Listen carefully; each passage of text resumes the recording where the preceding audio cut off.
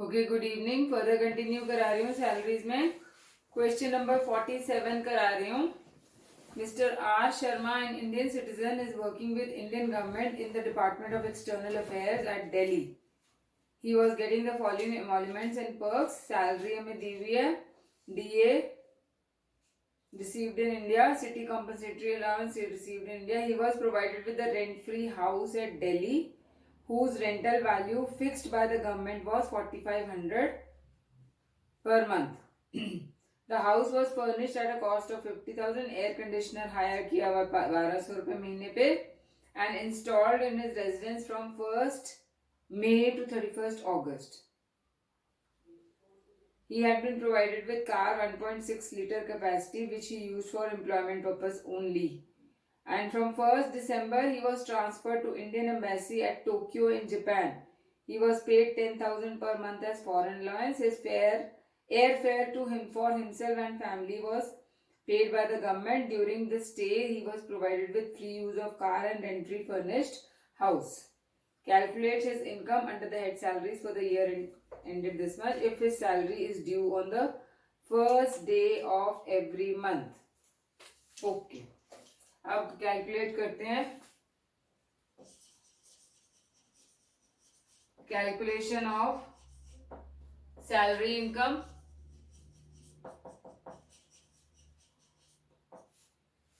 Of mister R Sharma.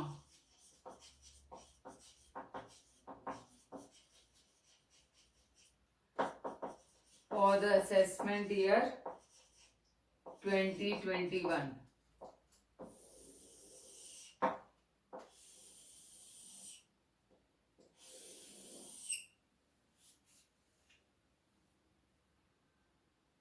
अब दो जगह से उसको मिल रहे हैं सैलरीज. कुछ दिन तो वो दिल्ली में रहा, फिर कुछ दिन वो टोक्यो चला गया. तो सबसे पहले इन दिल्ली उसको क्या मिल रहा है? बेसिक सैलरी 45,000 पर मंथ है. कब गया वो? 1st दिसंबर को चला गया. और सैलरी ड्यू है 1st day of the month में. तो अप्रैल, मई, जून, जुलाई, अगस्त, सितंबर, अक्टूबर, नवंबर, दिसंबर. 1st दिसंबर को उसको सैलरी मिलेगी ना, नवंबर वाली. तो ये 9 मंथ्स की सैलरी उसकी 45,000 इंटू 9 आ जाएगा.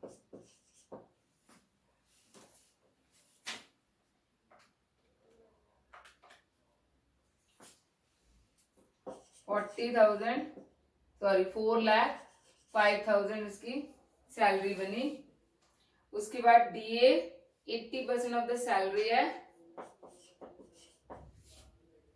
4,05,000 का 80% इज 3,24,000.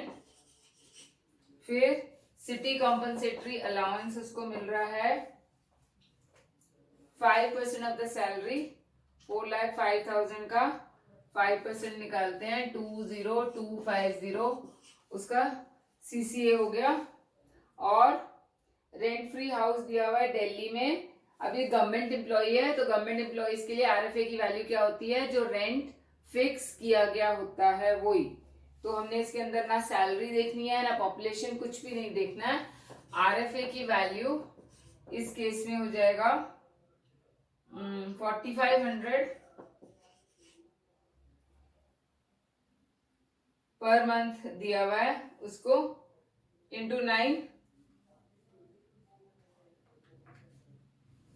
40,500. ये हो गया. ये हो गई उसकी सैलरी इंडिया में. फिर इन टोक्यो में सैलरी का कुछ चेंज नहीं है, तो 45,000 इंटू 3 ले लेंगे, 1,35,000. अब इंडियन गवर्नमेंट से एम्प्लॉय करके कोई भी एम्प्लॉय जो बाहर जाता है, मैंने उसमें बताया था कि सिर्फ बेसिक सैलरी उसकी टैक्सेबल होती है, बाकी सारे अलाउंसेस उसके एग्जेम्प्ट होते हैं. तो इस केस में उसका DA भी एग्जेम्प्ट है, CCA भी एग्जेम्प्ट है, RFA भी एग्जेम्प्ट है, कुछ भी नहीं आएगा, तीनों का तीनों एग्जेम्प्ट आ जाएगा। सिमिलरली उसको कार मिल रही है, हाँ यहाँ पे कार की वैल्यू तो यहीं आएगी, लेकिन कार की वैल्यू यहाँ पे नील आएगी इंडिया में। क्यों? क्योंकि वो सिर्फ एम्प्लॉयमेंट पर्पस के लिए यूज कर रहा है, बस और कुछ भी नहीं है। अब टोटल सैलरीज की कैलकुलेट कर लेते हैं।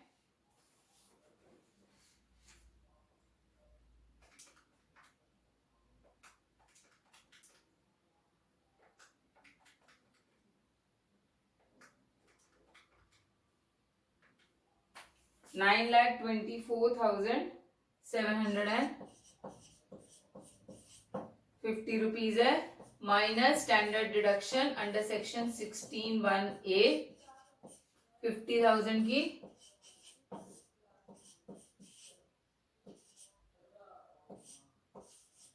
8,74,750। कुछ डिफरेंस आ रहा है हमारा।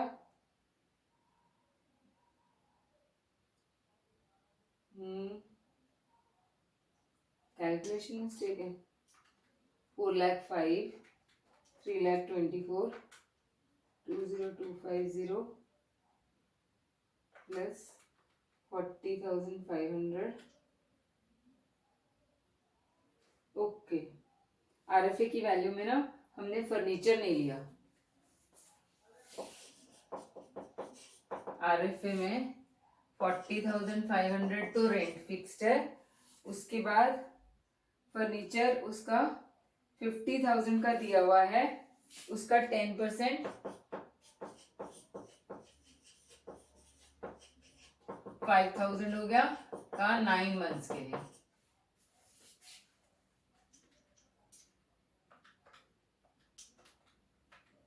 $3,750 AC उसको दिया हुआ है सिर्फ 4 महीने के लिए, मई जून जुलाई अगस्त, तो 1200 इंटू 4 हो जाएगा 4800।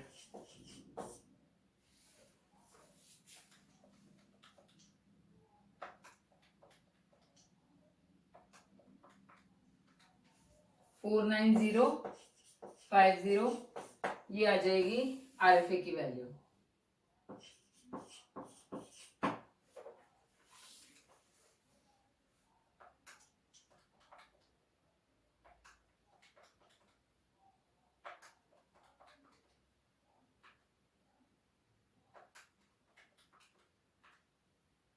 $9,333,000।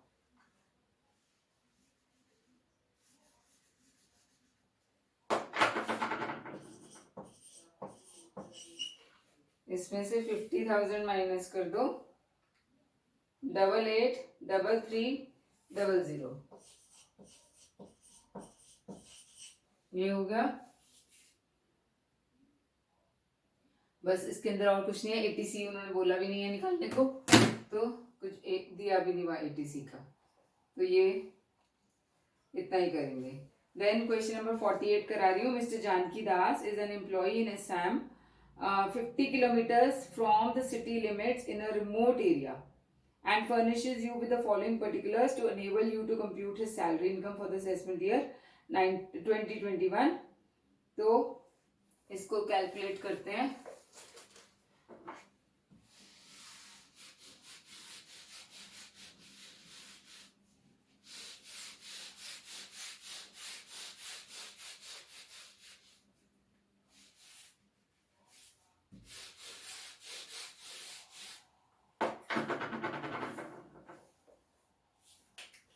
मिस्टर जानकी दास,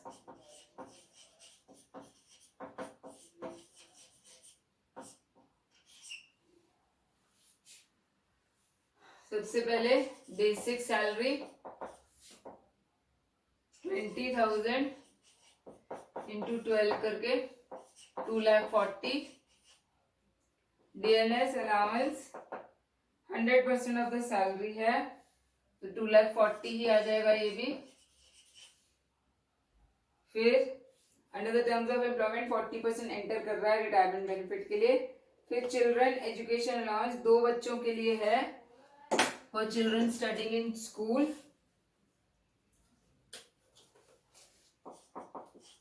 एजुकेशन अलाउंस 600 है 12 मंथ्स के लिए 2।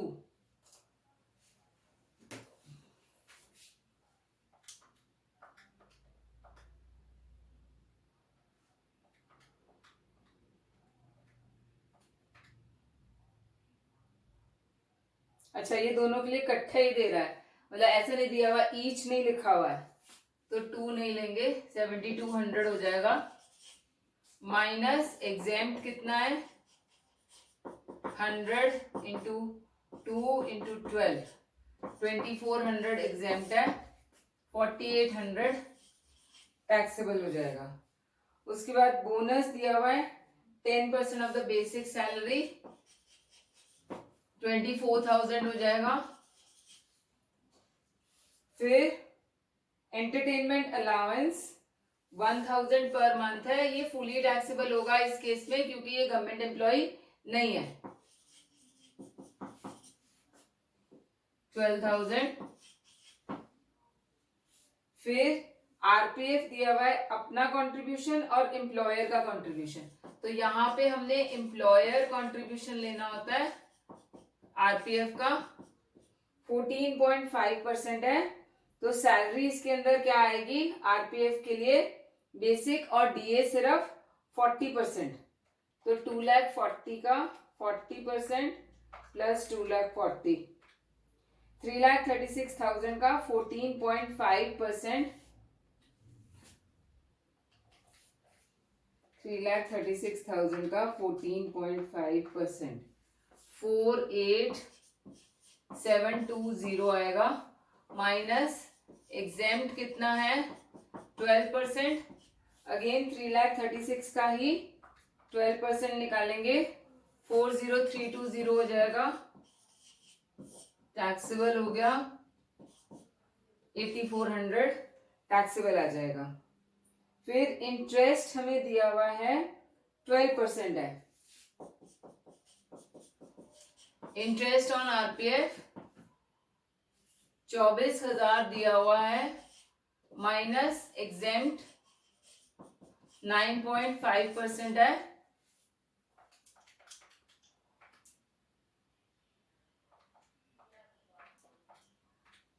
19,000 एग्जेम्प्ट हो गया, 5,000 टैक्सेबल हो जाएगा।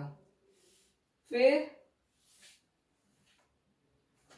Mr. Janki Raj received an amount of this much as compensation from the Oriental Insurance Company for motor accident in which he was injured 2 years ago।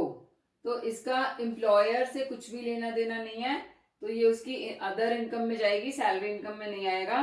Court has awarded a sum of this much as interest for delayed payment of compensation, ये भी उसी में जाएगा। It was also received by him during along with the compensation। okay, he is provided with the facility of car 1.2 liter small car है, which he uses both for official and personal purpose। the expenses met by the company amounted to this much। it is estimated that 40% of these expenses relate to personal use। तो इस वाली information का हमने कुछ नहीं use करना है। जब कार पर्सनल और ऑफिशियल दोनों के लिए यूज हो रही होती है तो हमने 1800 या 2400 अप्लाई करना होता है। तो यहाँ पे कार का आपका ड्राइवर के बारे में कुछ नहीं लिखा हुआ है, तो 1800 इंटू 12 करेंगे 21600, ये ऐड कर लेंगे। He is provided with rent free house within the plantation area, fair rental value for 3,000 per month है, and he is not eligible for the house during the period of annual vacation। original cost of furniture provided at the house is 40,000 and he has paid some of this much by his employer as he saved the company from heavy damages। तो ये add होगा salary में, पहले ये add कर देते हैं। अब मैंने बताना है आपको इसके अंदर आरएफए की वैल्यू क्या है। आपको क्वेश्चन में शुरू में लिखा हुआ है कि he is employed in Assam 50 kilometers from the city limits in remote area. जहाँ पे मैंने आपको RFA की वो बताया था सारी प्रोविजंस, उसमें मैंने बताया था RFA कब एग्जेम्प्ट होगा, ठीक है। उसमें अगर हाउस दिया हुआ है इन अ रिमोट एरिया, स्पेसिफिकली मैंने लिमिट्स बताई थी, 40 किलोमीटर से ज्यादा हो तो आपका रिमोट एरिया, अगर 40 किलोमीटर से ज्यादा अंदर रिमोट एरिया में है तो वो RFA एग्जेम्प्ट होता है। तो इस केस में RFA हमारा एग्जेम्प्ट होगा क्योंकि वो 50 kilometre inside from the city limits है अंदर रिमोट एरिया में, तो ये RFA की वैल्यू इस केस में नील आएगी। देन हमारे को वो दिया हुआ है amount paid to save damages,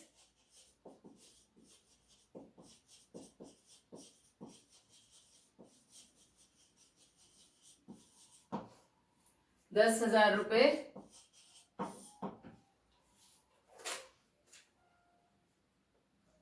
अब ऐड कर लेते हैं सारा कुछ।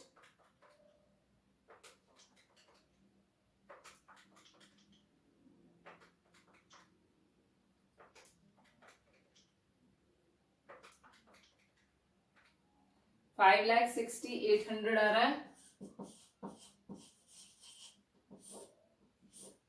Minus standard deduction under section 16(1)(a) 50,000 की 510,800 सैलरी आनी चाहिए।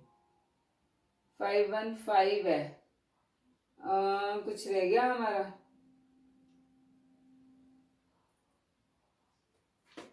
कैलकुलेशन मिस्टेक तो नहीं है।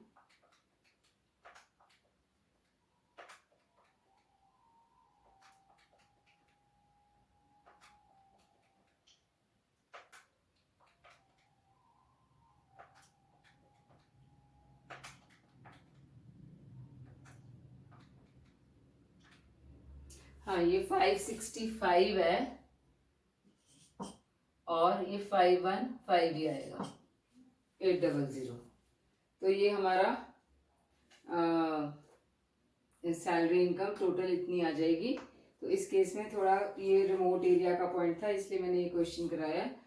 अब एक क्वेश्चन आपको होमवर्क में दे रही हूँ, क्वेश्चन नंबर 46 आपका होमवर्क है। कुछ बताने वाला है, 1 मिनट देख लेती हूँ।